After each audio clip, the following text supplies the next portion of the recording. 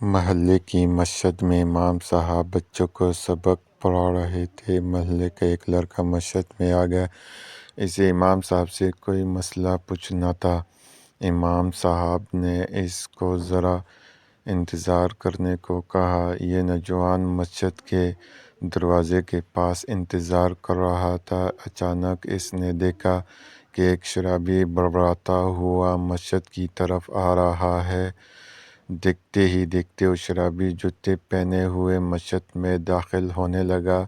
یہ نوجوان جلدی سے اٹھا اور اس شرابی کو مسجد میں داخل ہونے سے روکا اور برا بھلا کہنے لگا کہ اتنے گندے جوتے لے کر اندر کیوں داخل ہو رہے ہو؟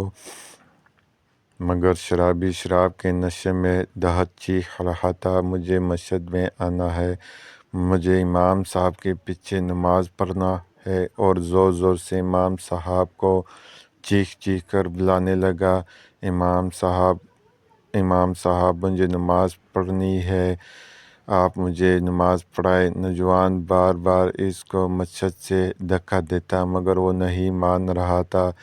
امام صاحب کے دل میں خیال آیا کہ اللہ کا ایک بندہ شراب کے نشے میں ہی صحیح مگر اللہ تعالیٰ کے حضور اپنی پیشانی رکھنا چاہتا ہے۔ اس کے اس مسجد کی شوق کی وجہ سے کیا عجب ہے کہ اللہ کریم اس کو اس گندگی سے نکال دے۔ ساتھ میں بیٹھے لوگوں سے معذرت کر کے امام صاحب دروازے پر پہنچے۔ نوجوان کو جو شرابی کو دھکا دے رہا تھا اس کو ہٹایا، اپنے ہاتھوں سے شرابی کے جوتے اتارے، اس کو وضو خانہ لے کر گئی اور وضو کروایا، منہ میں غرارے کے ساتھ کلی کروائی اور بیوقت ایسے ہی اس کو داہنی طرف کرا کر کے نماز کی نیت کر لی۔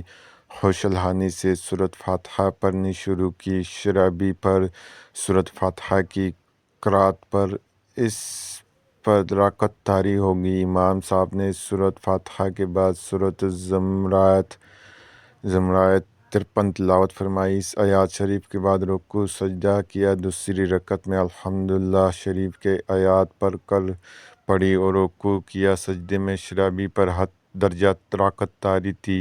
امام صاحب نے داہنی طرف سلام پھیرا تو دیکھا شرابی سجدے سے اٹھا ہی نہیں۔ انہوں نے اس کو لانے کی کوشش کی، ایک طرف لڑکھ گیا، شرابی کی سجدے میں موت ہوئی۔